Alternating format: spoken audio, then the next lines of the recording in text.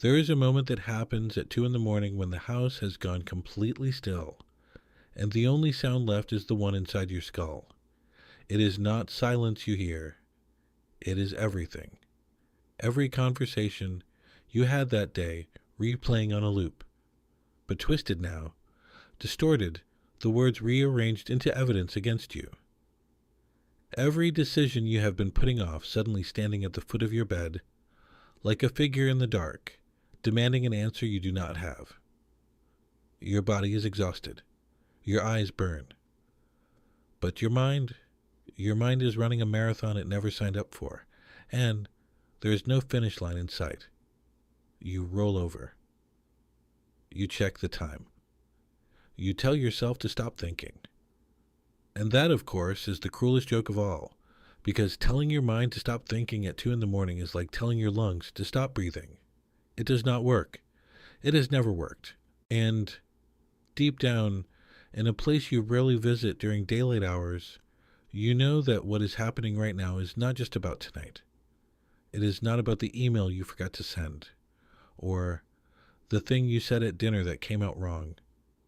Something older is moving through you. Something that has been waiting for the lights to go off and the distractions to fall away so it could finally get your attention. I have spent years studying why this happens, not just from the perspective of neuroscience or sleep hygiene or the advice columns that tell you to drink chamomile tea and put your phone in another room.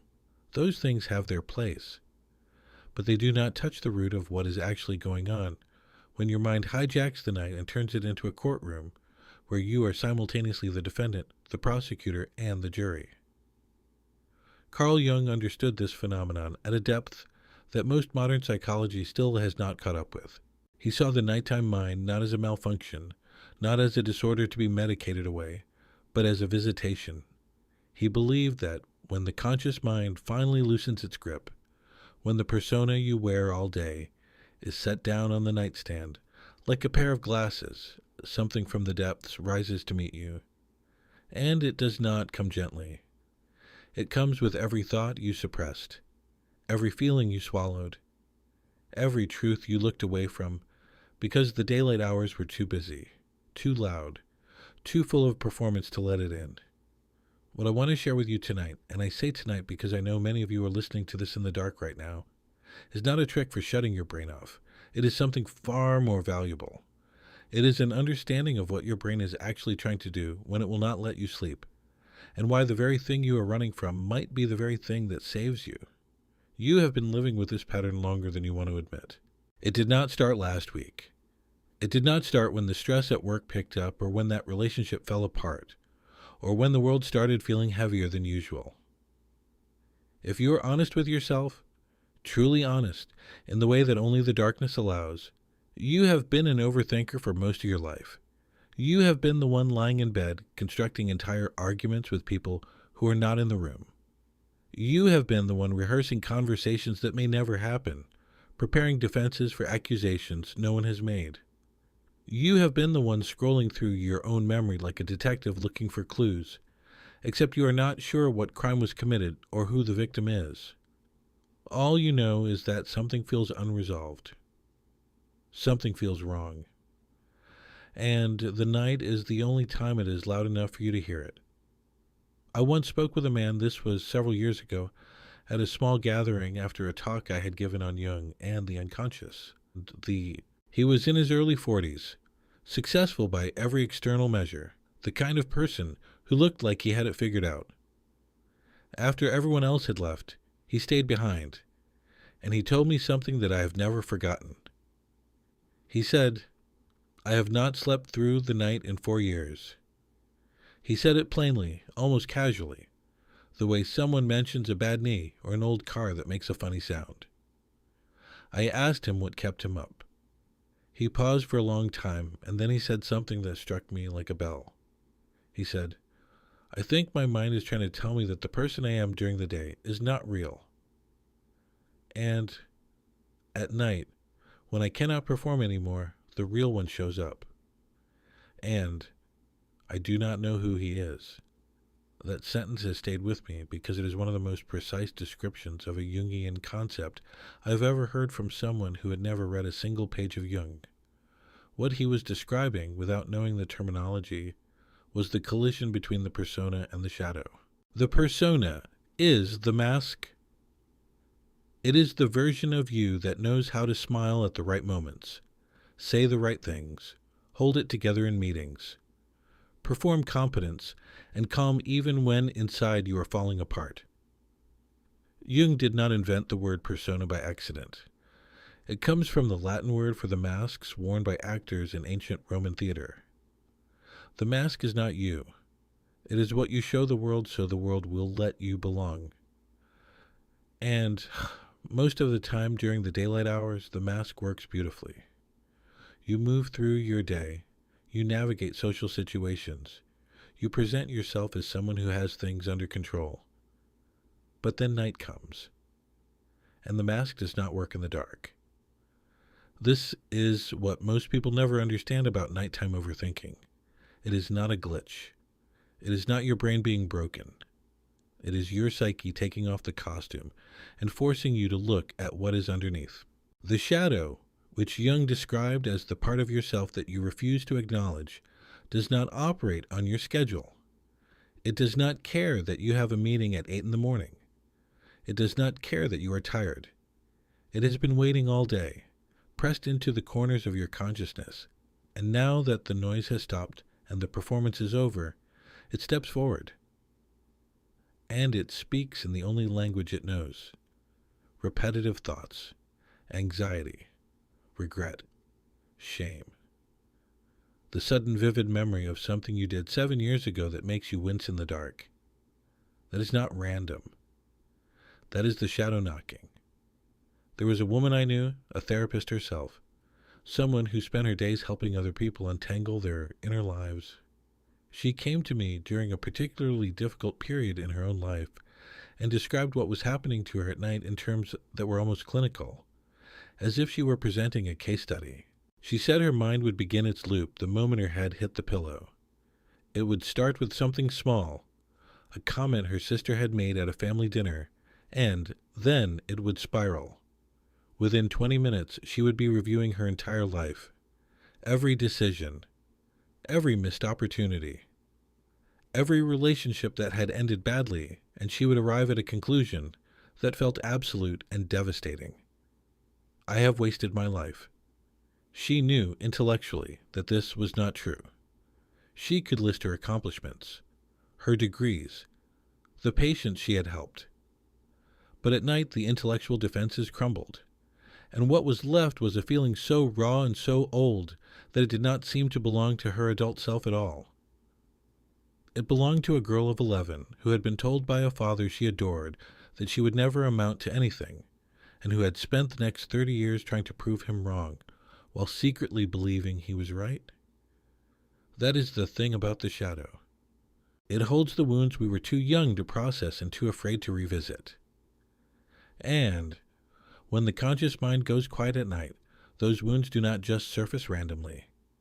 They surface with purpose. Jung once wrote, "Until you make the unconscious conscious, it will direct your life and you will call it fate." That line deserves to sit with you for a moment. What he is really saying is that the thoughts tormenting you at 2 in the morning are not meaningless noise. They are messages from a part of you that has been exiled, and that exile is costing you more than lost sleep. It is costing you your life. Because as long as those thoughts remain unexamined, unnamed, unmet, they will continue to run the show from the basement of your psyche. You will keep choosing partners who replicate the wound. You will keep sabotaging yourself at the exact moment success becomes possible. You will keep performing a version of yourself that earns the world's approval, but leaves you hollow at the end of the day.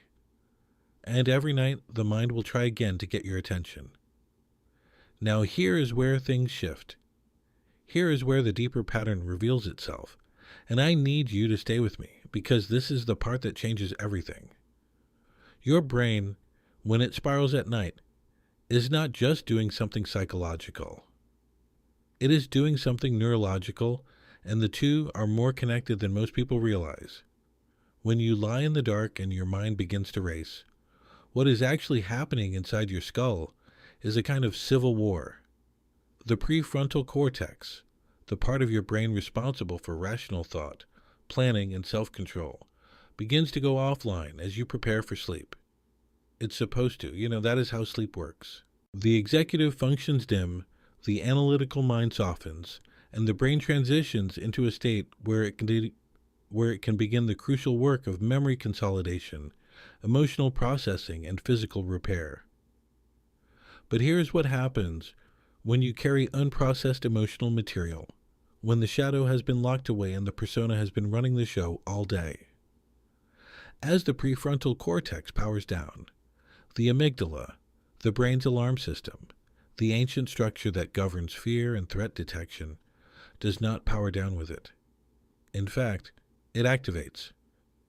Because the amygdala does not distinguish between a physical threat and an emotional one. To your amygdala, the unresolved shame from your childhood, the grief you never fully processed, the anger you have been swallowing for years, all of it registers as danger, real, present, immediate danger. And so, it floods your system with cortisol and adrenaline, the same chemicals your body would produce if there were an intruder in your house. Your heart rate elevates. Your muscles tighten. Your mind begins scanning for threats, and because there is no physical threat to find, it invents one.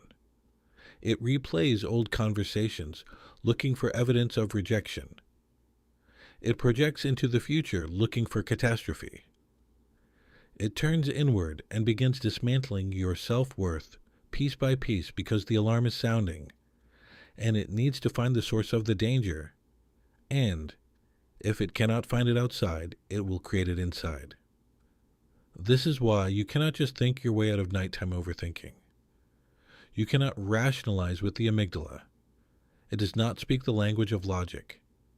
It speaks the language of sensation, emotion, memory, and image. This is exactly what Jung was pointing to when he described the unconscious as a living system with its own intelligence. He never treated the unconscious as a garbage dump for repressed memories. He treated it as a landscape, vast and alive, populated by figures and forces that have their own agenda, their own wisdom, their own demands.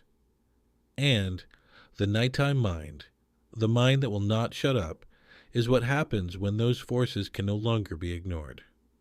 Jung wrote about something he called the night sea journey, borrowing from ancient mythology. It is the story of the hero who is swallowed by a great sea creature, a whale, a serpent, a dragon, and must survive the journey through the belly of the beast before being reborn on the other side. The Egyptians told this story. The Greeks told it. Jonah in the Hebrew Bible lived it. And Jung saw it not as a fairy tale, but as a precise psychological map of what happens when the ego is pulled into the unconscious against its will. The nighttime overthinking you experience, the spiral, the dread, the sense that you are drowning in your own thoughts, that is the belly of the whale. You did not choose to be here. You would give anything to be sleeping peacefully, but the psyche has its own timeline, and it has decided that tonight, right now, you are going into the deep. The question that matters is not, how do I stop this? The question is, what is down here that I need to find? Because there is something. There's always something, and I want to give you the key to understanding what it is. Jung described a process he called active imagination, and it is one of the most powerful and least understood tools in the history of psychology. Most people, when the thoughts start spiraling at night, do one of two things. They either try to suppress the thoughts, push them away, distract themselves, reach for the phone, or they get swallowed by them. They follow the spiral all the way down, identifying completely with every catastrophic scenario their mind produces. Active imagination is the third option, and it is the one that transforms everything. Instead of fighting the thoughts or drowning in them, you turn toward them. You meet them. Not as an analyst, not as a judge, but as a witness. You let the image form. If your mind keeps replaying a conversation with your mother, you do not try to stop it. You ask yourself, who inside me is speaking right now? What does this part of me need? What is it trying to protect me from? You enter into a dialogue with the thought, the feeling, the memory, and you let it reveal itself on its own terms. I know this sounds strange if you have never done it. I know it sounds like something from a different era, something too soft or too mystical for the modern mind. I felt the same way the first time I encountered it. But I have watched this practice change people in ways that years of cognitive behavioral therapy and pharmaceutical intervention could not touch, because it does not try to silence the unconscious, it invites it in. Let me tell you what this actually looks like in practice, because it is one thing to understand the theory, and another to feel it in your bones. Maybe for you, the nighttime spiral looks like this. You are lying in bed, and suddenly you remember a moment from years ago when someone you loved looked at you with disappointment. It was not a dramatic moment. It was not a fight.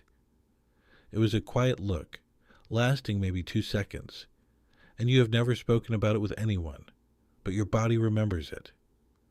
Your chest tightens. Your stomach clenches. And within minutes, your mind has taken that single memory and connected it to every other moment of perceived failure in your life, building a case that you are fundamentally not enough. Or maybe your version is different. Maybe you lie awake replaying the day, editing your performance, finding every moment where you could have been smarter, funnier, more confident, less awkward. You cringe at things you said. You rehearse what you should have said. You construct an idealized version of yourself that performed perfectly, and then you torment yourself with the gap between that version and who you actually were. Or perhaps it is the future that haunts you. You project forward into worst-case scenarios with the precision of a disaster film director. You lose the job. The relationship ends. The money runs out. The illness comes. The call in the middle of the night. You feel the grief of things that have not happened yet, and your body responds as if they already have. If you recognize yourself in any of that, I want you to do something. Leave one word in the comments below. Just the word awake. Not for me. For you. As a marker that this night, you stop pretending that everything is fine when the lights go out. Because here is what most people never get to hear. The nighttime overthinking is not destroying you. It is trying to initiate you.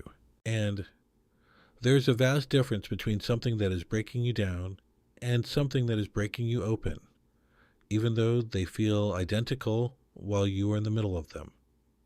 Now that you see the pattern, now that you understand what is actually happening, when your mind takes you hostage at night, the question becomes, what do you do with this knowledge?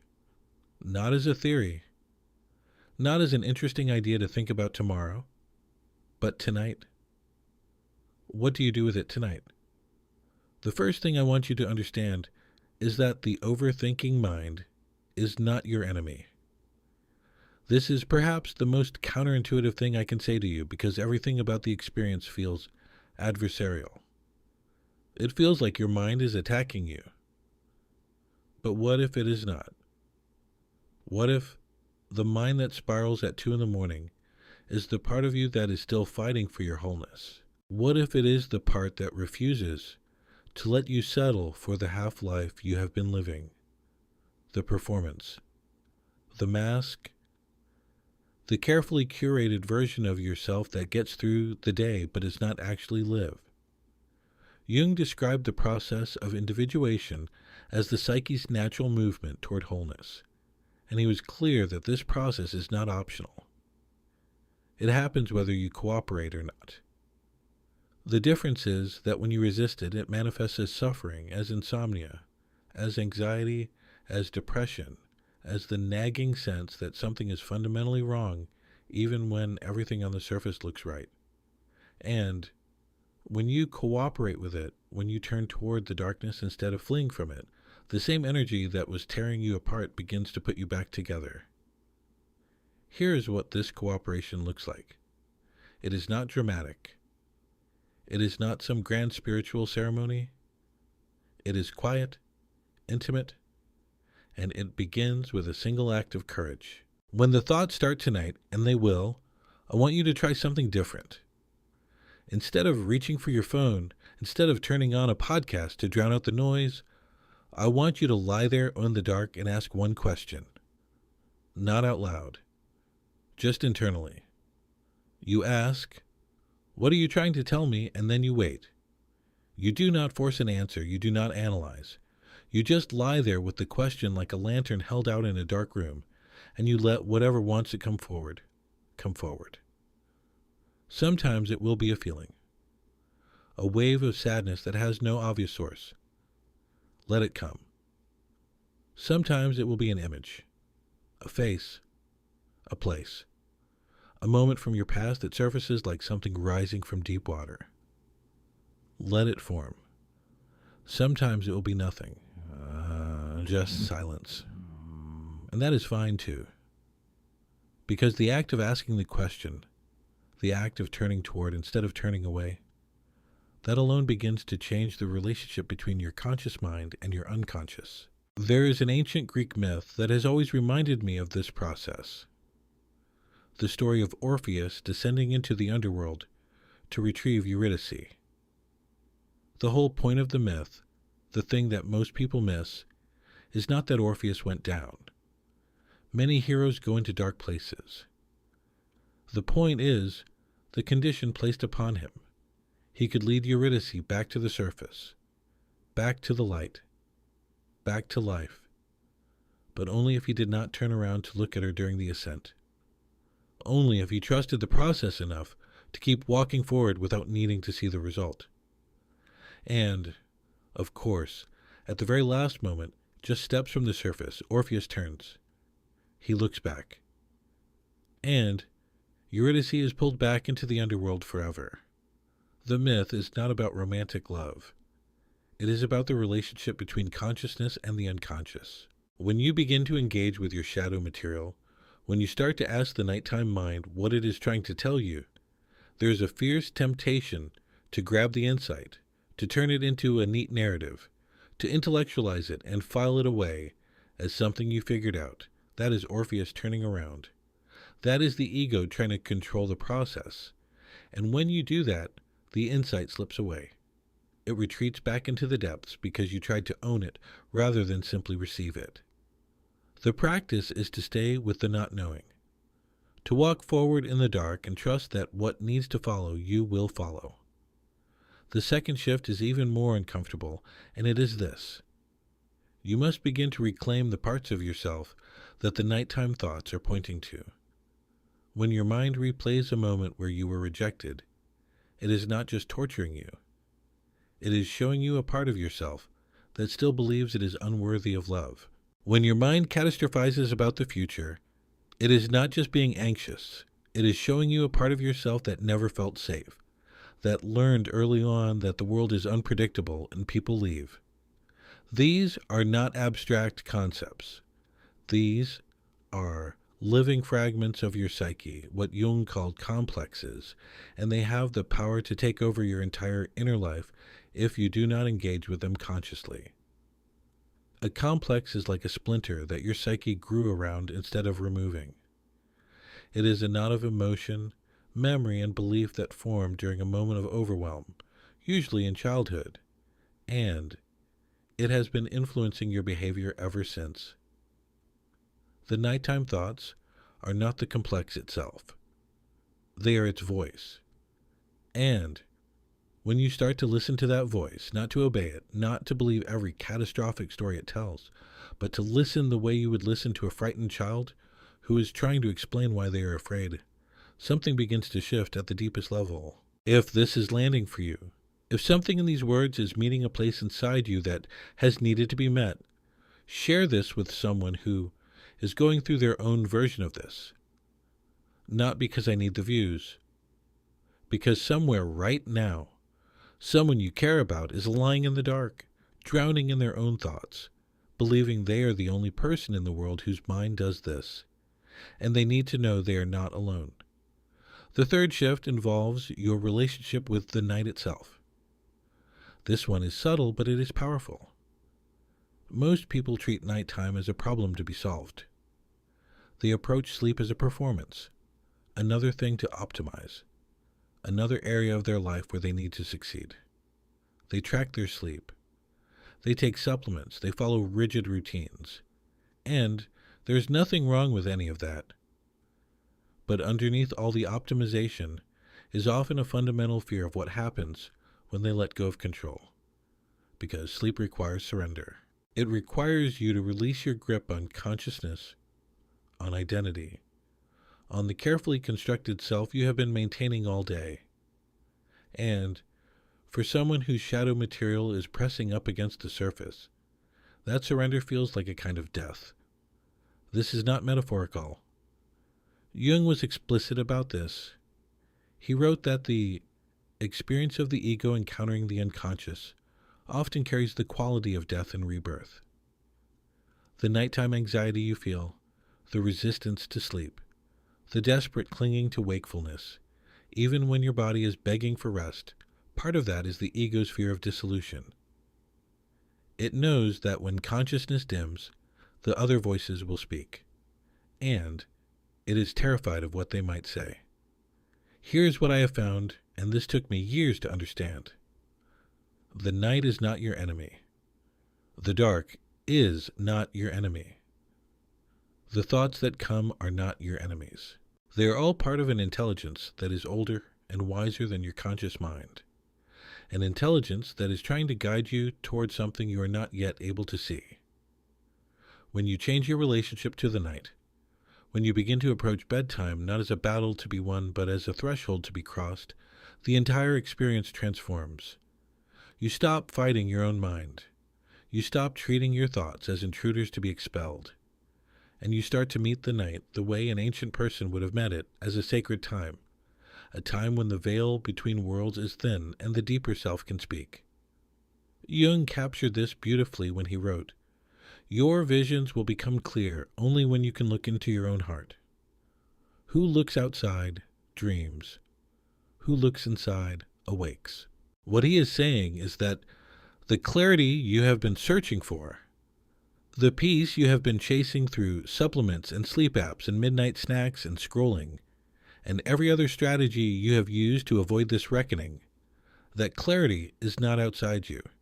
It is inside the very darkness you have been running from. It is in the thoughts you have been trying to silence. It is in the feelings you have been numbing. And it can only be found by going in, not by staying on the surface. Now I want you to imagine something. I want you to imagine a version of yourself 6 months from now, a year from now, who has a completely different relationship with the night. This version of you does not dread bedtime, does not feel the creeping anxiety as the sun goes down and the distractions fall away. This version of you lies down in the dark and feels something that, right now, might seem impossible. Stillness. Not the forced stillness of someone gritting their teeth and trying not to think. Real stillness. The kind that comes from having met the parts of yourself that were screaming for attention and having given them what they needed. The shame that used to ambush you at midnight has been heard, held, and gently set down. Not erased. Not cured. But met. Acknowledged. Integrated. It is still a part of you, but it no longer runs the show. The catastrophic thinking has softened, not because you found a way to control your thoughts, but because the part of you that believed the world was fundamentally unsafe has been comforted, over and over, by a conscious self that finally stopped abandoning it. I want to tell you about someone I encountered whose story has stayed with me. He was a musician, a guitarist, deeply talented but completely unable to perform. Every night before a show, he would spiral. His mind would produce vivid scenarios of failure, of humiliation, of forgetting every chord he had ever learned. He would cancel gigs. he would drink to quiet the noise. He came to Jungian analysis almost by accident, referred by a friend, and he sat in the first session with his arms crossed and his jaw tight, convinced that no one could help him. Over the course of many months, he began to explore what was beneath the performance anxiety, and what he found was not what he expected. It was not about music at all. It was about his father, a man who had been a brilliant architect, but who had suffered a very public professional failure when the son was 12 years old. The father never recovered. He withdrew. He stopped creating. And the son, without ever consciously deciding to, made an unconscious vow. I will never put myself in a position where I can fail like that. I will never be that exposed. The nighttime spiraling was not anxiety about the performance. It was the complex, the father wound, rising up every time the son got close to doing the very thing the father could not do, creating something beautiful and sharing it with the world. When he understood this, when he finally saw the ghost that had been haunting his nights, something cracked open. Not instantly, not dramatically, but slowly the way dawn comes. He began to perform again. He began to sleep again. Not because the fear disappeared, but because he now understood what the fear was actually about, and understanding it took away its power to control him. This is what waits on the other side of the work. Not a perfect life. Not a mind that never wanders into dark territory, but a different relationship with the darkness. A relationship built on understanding instead of fear, on curiosity instead of resistance. You will still have hard nights. There will still be moments when the old patterns flare up, when the mind reaches for its familiar scripts of inadequacy and catastrophe. But the quality of those moments will be different because you will be different. You will recognize the voice.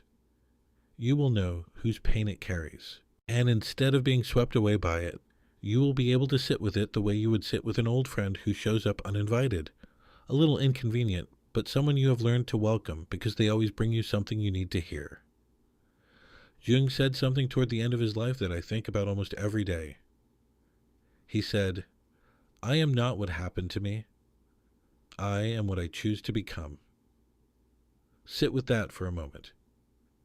Because what he is telling you, what I am telling you, is that the nighttime mind, the spiral, the dread, the 2 a.m. courtroom, none of it defines you. It is material. It is raw, unprocessed psychic material, and it is waiting to be shaped by a consciousness brave enough to work with it. You are not broken because you overthink at night. You are being called into a deeper relationship with yourself.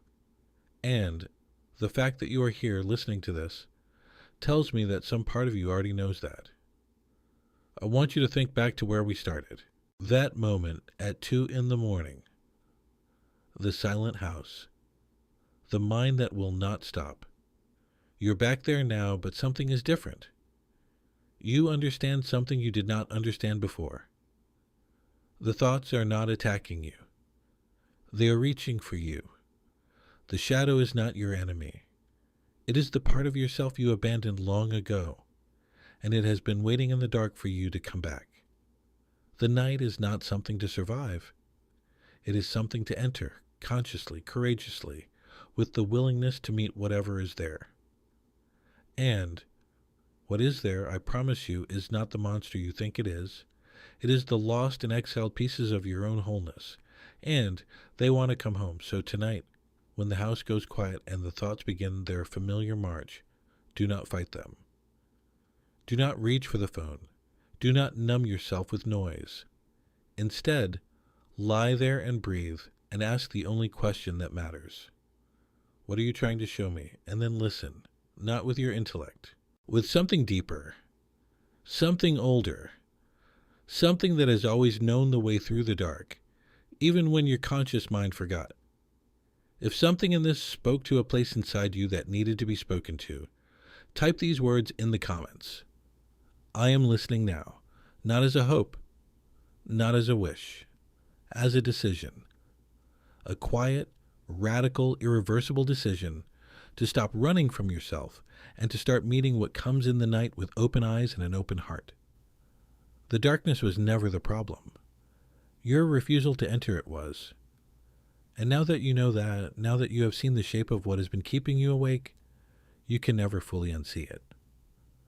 The mind that overthinks at night is the mind that is ready to transform. And transformation, real transformation, the kind that rearranges you from the inside out, always begins in the dark.